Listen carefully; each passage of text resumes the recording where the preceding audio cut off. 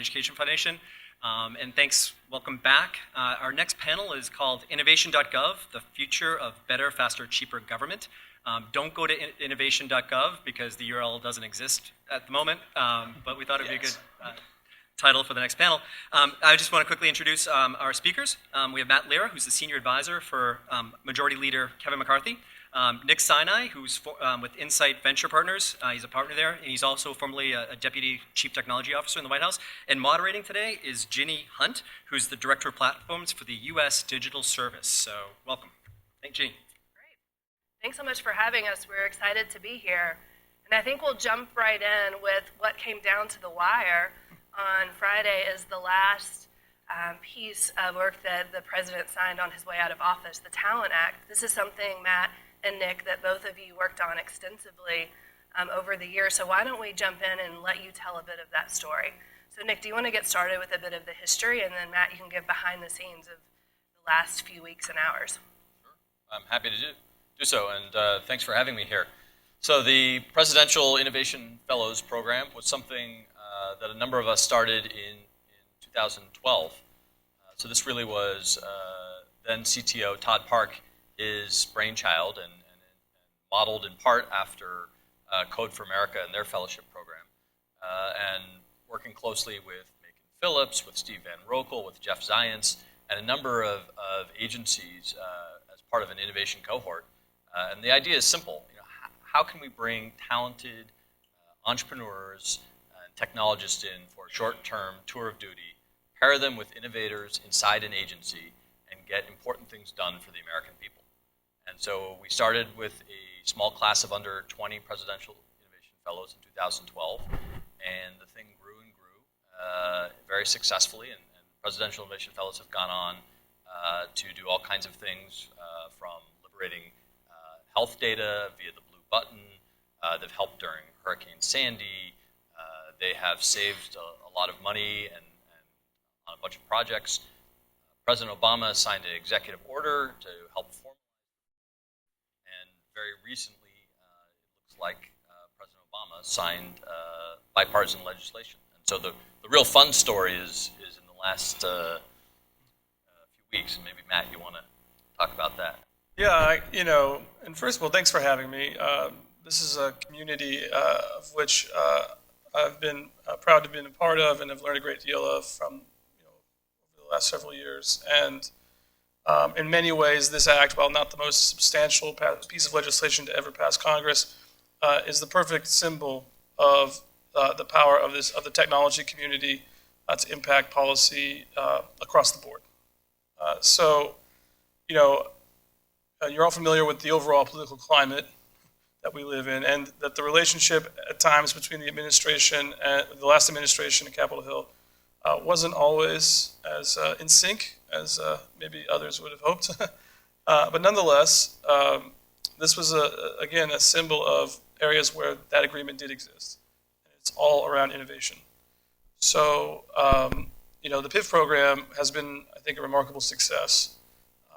And more importantly, the majority leader feels that way. And so we were looking at ways, and this is well before the election, of how do we show not only the people involved, but the broader executive branch that this is bigger than one president and one party. And so working with, I see some familiar faces in this room that were helping in this process. We got the legislation drafted, which the leader introduced. We got through Congress, or got through the House. We were able to get it through the Senate by UC. And then it was a question. It was an incoming administration, the current administration, was very supportive of the legislation as well.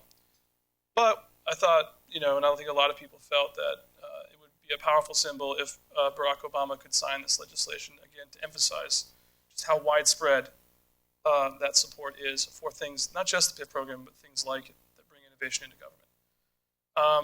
But, there is a bureaucracy, even well-meaning. So even though it was UC'd by the Senate, we had, it has to be enrolled, as some of you I'm sure know, and has to be signed by the Speaker and the President pro tempore, and the whole process has got to be on the right parchment. It's a very analog process. And so that takes a couple days. And the only times when we normally accelerate that process is when the government will be shutting down if we don't. And this didn't quite raise to that level of urgency. But nonetheless, both with, I think, people inside the Congress and people outside from the innovation community, we were able to sort of mobilize, bring people together. And in the final hours of the administration, as President Obama had come to the Capitol, with President-elect Trump at that point, at 11:07 a.m., like in the holding room, as he's about to walk out with his successor. His last act as president, formal act, was to sign this bill into law. So it's kind of this great movie moment of, I've already optioned the movie rights, and I fully, but it was kind of like the end of Argo or something, where it's like this high drama, like, will it get there? We'll get in time. But he got the piece of paper in time, thanks to the great efforts of people, outside, but also I'd like to particularly highlight Clerk of the House, Karen Haas, who was able to move things along very quickly and sign into law. And so as cool as that is like a logistical story, for me, the takeaway, again, is just the power of this community to make change and the enduring nature of that change. And we can talk more about that, I'm sure, in the conversation. Great, and congrats again.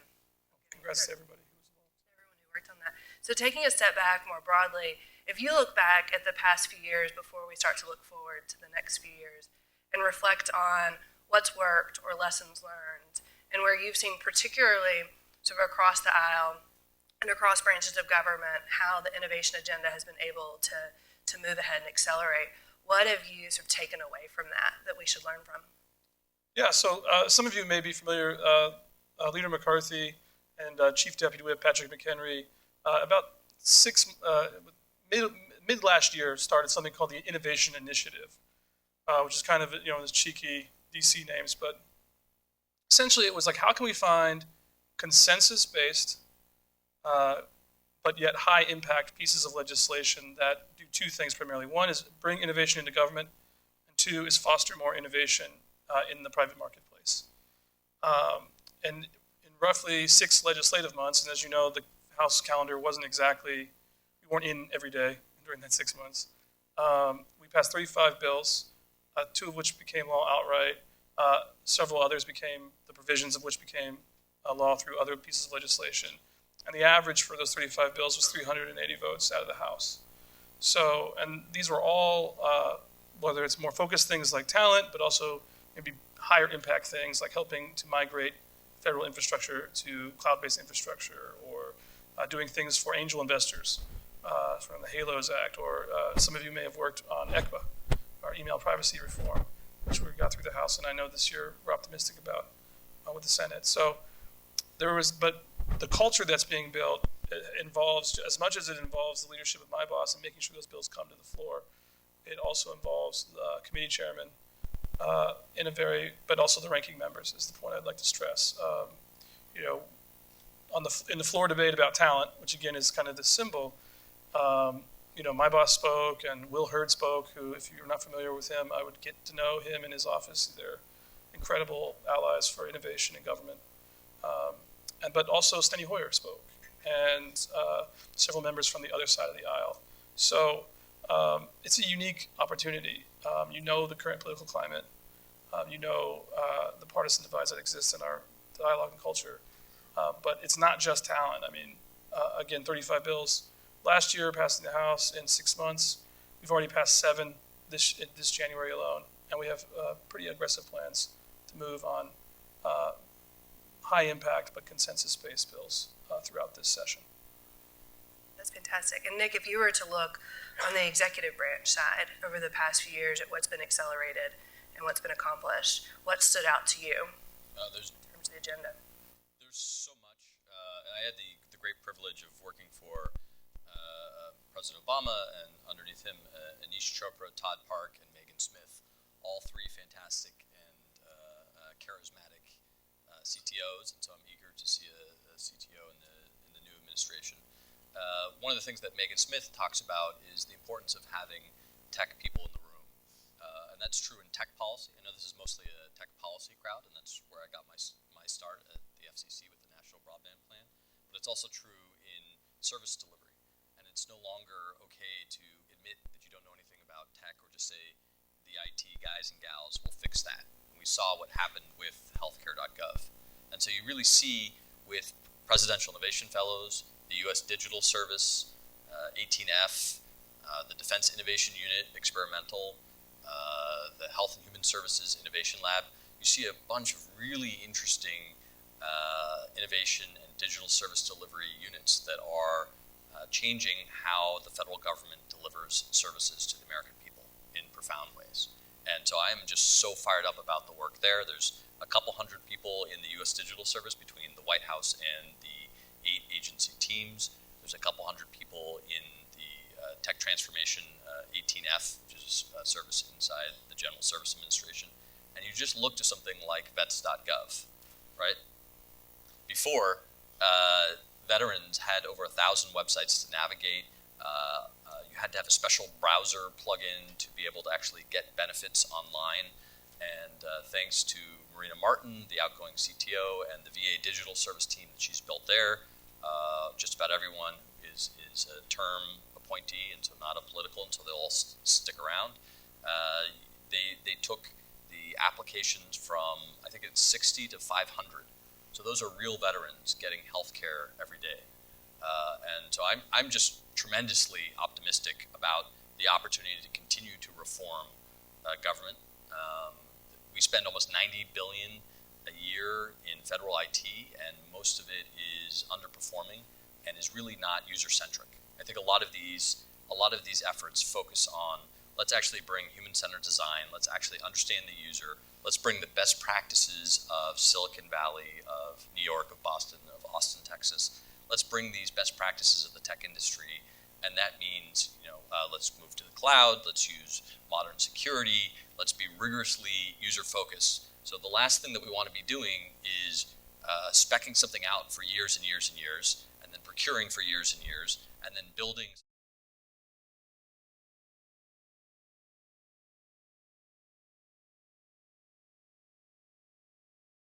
the value of these various efforts, because at the end of the day, they are providing a lot of taxpayer value.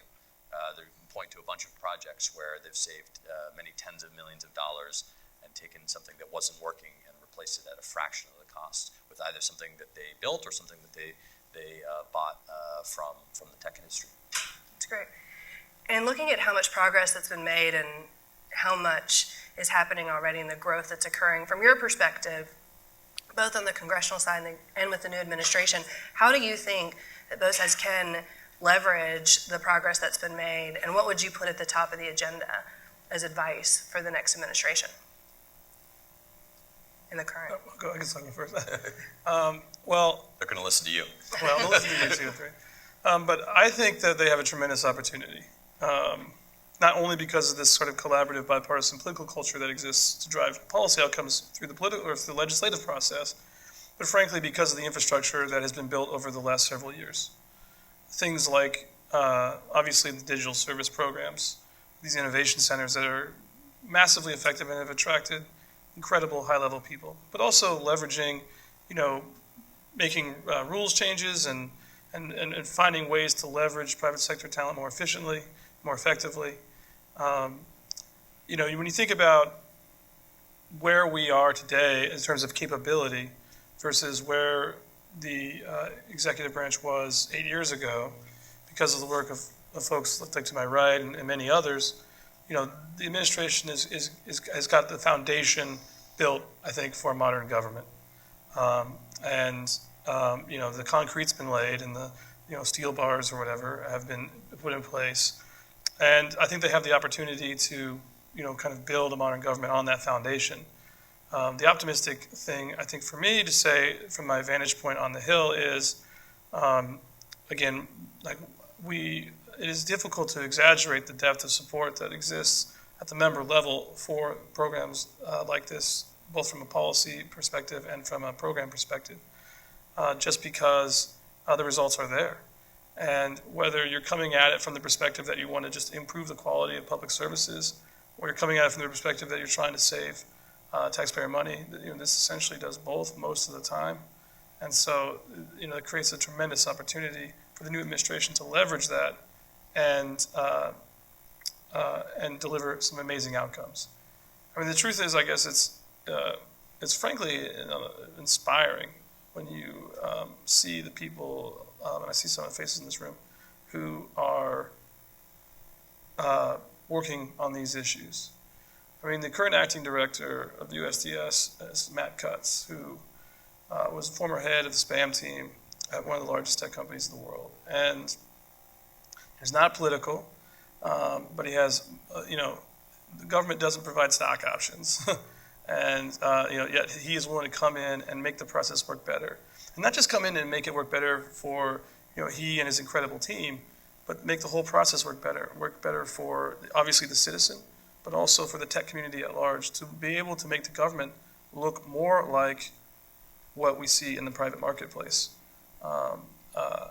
in terms of user flow and all the rest. So I think the new administration has a tremendous opportunity in this area, and I'm optimistic that they will seize it. May I add on to something? So we tend to celebrate the U.S. Digital Service, 18F, the Defense Innovation Unit X, all of these elite units that bring really high caliber talent in for a year or two. Sometimes they get addicted to making impact and modernizing government and all of those kinds of things. And Jenny, I know you have that background as well. And they are heroes, but I think the other heroes are the career civil servants who are just tremendous innovators who are doing most of the work, frankly. And so it really is the pairing of folks deep inside the agencies, with executive support, so with secretary and deputy secretary support.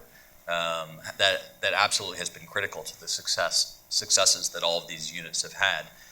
But it's the pairing with those civil servants who really understand the program, understand the procurement, understand what's been tried in the past, and they have the scars on their back. So when a hotshot team kind of comes, hopefully with radical empathy as well as best practices from the private sector, they're able to pair really well together, and that's when you see the magic, and that's when you see the kinds of things like the college scorecard, like Vets.gov, like the Defense Digital Service, which is working on the defense travel system for 3 million people inside the Department of Defense. I mean, that's really the magic of the two things, and I want to make sure that we recognize their partners who've been there from the beginning.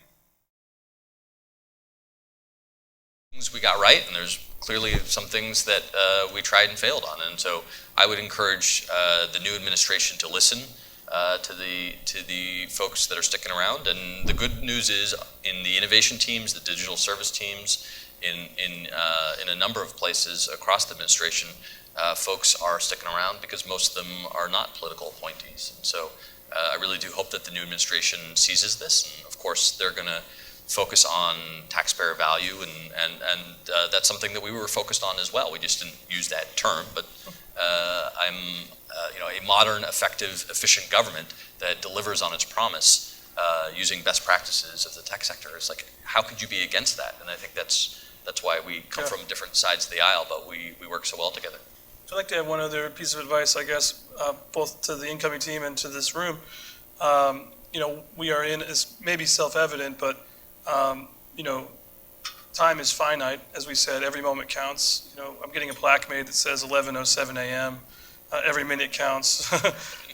But this is a unique opportunity, not only because of the party alignment between the branches, but also whenever you have a new administration and kind of a re-energized Congress, the ability to make big substantive changes, to pass big bills, to stand up big programs and projects. And but it's never the car's never worth as much as when you drive it off the lot. So we've got to take advantage of this new car. I would recommend. Well, I know that's our attitude from the Hill, to do some good things and to hopefully deliver the kinds of change-based outcomes that we can all agree on. And then when the momentum peters out, we'll go back to our squabbling.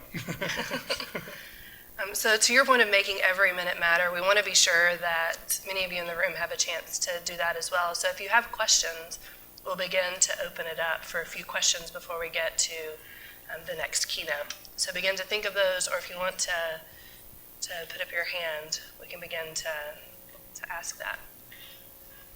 We'll give folks a moment. while folks are thinking of their questions, I think to your point of what weren't you able to get done that you look back and said, if I only had 3 more months, if I only had, X more hours, what you would have looked back and said would have been at the top of your list of. I'll give you quick one. wins. I'll give you a wonky one, but this is a wonky crowd. I teach at the Kennedy School, and I talk about the difference between wonks and hacks, right? And so we definitely got a room of wonks here. So you guys will appreciate this. I think it's far time to modernize the Paperwork Reduction Act, right? And so there's a lot of lofty goals in the Paperwork Reduction Act, right? And you want to minimize paperwork and the burden on the American people. But at the same time, a lot of the processes and the way it's been implemented essentially have proven to be a bit of an impediment around how we design modern digital services that help the American people, whether they're filling out forms online. We now have wizards that are customized, not with hats, but that are, when you think about forms, it's not about taking a paper form and just putting the digital version. And a lot of the processes that we have in, for example, the White House Office of Information and Regulatory Affairs is still focused on how do we approve a paper form, right? And so this is like super in the weeds, but that kind of modernization I think is really important as we are working on delivering services and supporting our active duty troops, supporting the veterans, supporting students, all of the digital services that we are improving, making more user-focused. There's going to be various things like the Paperwork Reduction Act where I think we could absolutely modernize and make that better. So that's one. Well, my answer would just be more. The other thing that I'm super excited about, and it sounds like it's on the House Majority Leader's agenda, according to Matt, is what Tony Scott was working on. So how do we provide the funds for people to invest in modern technology and retire legacy systems? We have systems that are 20, 30, 40, 50-year-old IT systems. It's really impressive and scary at the same time. And you get to know some of the civil servants who are keeping a particular database up in technologies and languages that don't exist anymore today except for that particular thing. And so they're heroes inside the bureaucracy, but it's inefficient and it's also very expensive. And so I'm hopeful that we'll be able to get some of that done this year. Great. Any questions? Sure. I'm tempted to ask how many members of the USDS know COBOL after bringing up the legacy issue, but I've got something else to ask about.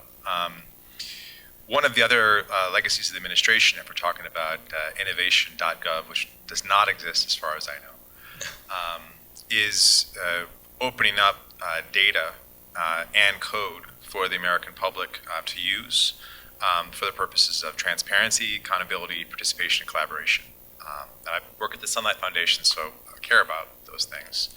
Can you talk about why it's important for the Trump administration to look at the legacy of that and what would come out of it, what the USDS is doing in those areas, and whether Congress is going to act to move the Open Government Data Act forward? The Senate voted unanimously on the 114th in December, but of course, we got to reboot. I'll start, and then maybe you guys want to jump in. So as Alex knows, I had the great privilege of leading President Obama's open data initiatives, and my successor, an upgrade, DJ Patel, first U.S. Chief Data Scientist, and I'm proud of all the work that we did in concert with the agencies. We have an executive order making open and machine-readable the new default for new government information systems while still protecting privacy. There's a variety of initiatives in health, energy, education, public safety to responsibly take data and make it available to the public wherever possible as fuel for private sector innovation, but also importantly for accountability purposes. And I think, Alex, you've been a leading light on from Sunlight and as a reporter on this particular topic.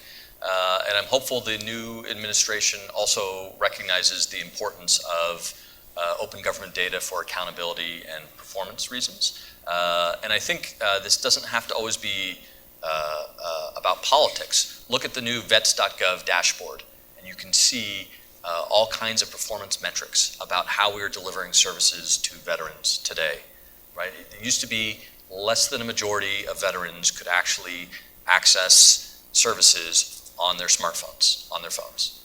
And that's what we all carry around today, including a lot of veterans of the younger generation. And so now 100% can access it. So there's a great dashboard there, and there's a lot of other examples like that. So I'm hopeful that this new administration will recognize that if they want to continue the momentum on effective government, that it's important to have those dashboards about how we are living up to the promises that we've made to the constituents or whoever else that we're delivering services for. Well, one, I think open data as a category is not just important for the reasons you outlined, but I would add a fifth, which is economic development. If you look at the history of the government providing, traditionally the government has been really lousy at interfaces. They can get them really good for like a blink of a moment in time, but because the technology is changing so quickly, like some of that tends to atrophy. There's exceptions, but that seems to be the rule. But the government has historically been fantastic at data. And you look at, this may be preaching to the choir in some of these, but the government's accumulation and publicly and distribution of the weather data is what makes the Weather Channel and the Weather Bug app and all that possible. Right? They don't maintain global weather networks. That's government data. GPS data. It's another amazing example of something that is provided and created by the U.S. military, but that becoming an open that data could be used by anybody in the marketplace has created not just an improvement to the quality of life, but a lot of economic value for the United States and for American tech companies around and providing a global marketplace that we can leverage. So we're just and those are two amazing examples that have created billions in value and countless new jobs and opportunities, and yet they are just the tip of the iceberg for what government data could do, with the right protections and going through all that. And a couple of years ago, the Congress passed and the President signed the Data Act, which deals with spending data, and implementation is well underway, my understanding, at the OMB. And then there's this Open Data Act, which got through the Senate unanimously, and is definitely being explored. I won't commit to anything, but is definitely being favorably received at present. But the big principle there is, I think, historically this has not been a contentious or a partisan issue, and yet it has created enormous value. And you think about what that data could mean in the energy space, or healthcare space, or transportation space.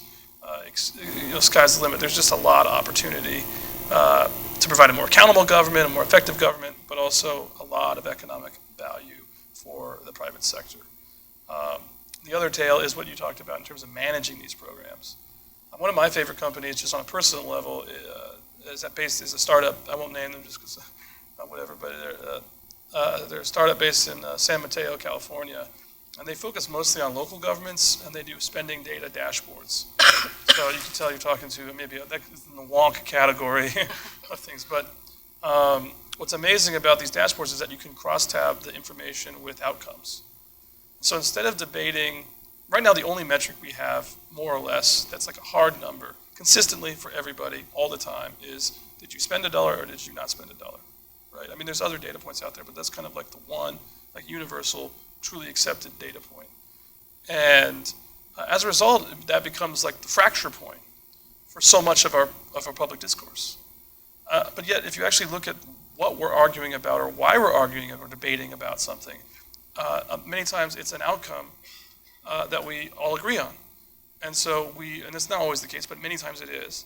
And yet we get trapped in the fiscal debates for obvious reasons. I think if, and this is more of a long-term project or hope, if you can create a world in which, and this is what I'm seeing at the local level with platforms like the one I saw out west, the ability to cross-tab that information, almost like you would a digital analytics dashboard, with other, kind of data points. So Veterans Affairs, you're talking wait times per facility, wait times per region, and just matter-of-fact data points. So wait times per dollar spent, or wait times per patient, or wait times per whatever, or recidivism rates. So there's all these other potential data points, and right, that data exists it's just locked in, either non-transparent systems or that systems that don't talk to each other. And so if we can start to liberate that data, I think that creates a world either for the government to provide that kind of crosstab analysis, or the academic or private sector communities to do so and create value. So, and that, in my opinion, long-term would shift a lot of the public discourse, or has the potential to always being about the fiscal, which will always be, of course, an important part of our debates, as it was, I think, the subject of some recent musicals and things. But also to introduce that other layer of saying, well, okay, so we both want to reduce, a social problem or an ill or harm, and this program over here is actually doing that more efficiently. So let's put more resources into that program because we know it's working tangibly, and potentially, being able to see those outcomes in not necessarily real time, but in a much faster timeline. One of the frustrations I can say, and my boss has shared this story, so I'm comfortable sharing it, is, and I'll remove the agency name, just because I'm even more diplomatic than my boss.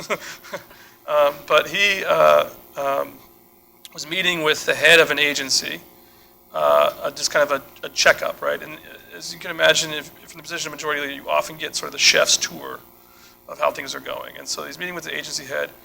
Everything's great. This is an amazing year. We're doing awesome. 2 weeks later, they come in and say, we need a huge, nine-figure bailout, or we're going to shut down. It's like, well, 2 weeks ago, you said there weren't any problems.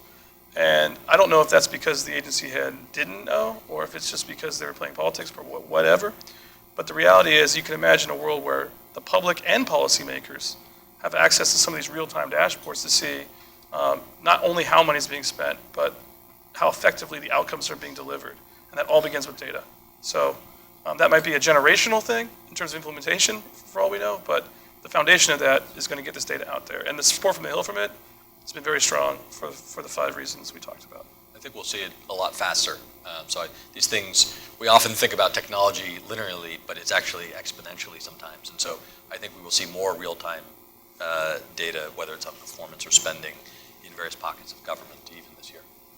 Yeah, I would agree with that. And I would say, from those inside, I think the view that building or delivering services that improve people's lives starts with fundamental openness in what's working, how they're being served, whether that's open source code, to data, to clarity of outcomes. So I'd agree with all of that. And it looks like we are now just at time. So if those have questions, we'll be around afterwards. But thanks to both of you. Thanks to all in the room who've been a part of creating, driving, and building upon innovation agendas across all branches of government at all levels. And we're excited to see what's next. So thanks for the time today. Thank you.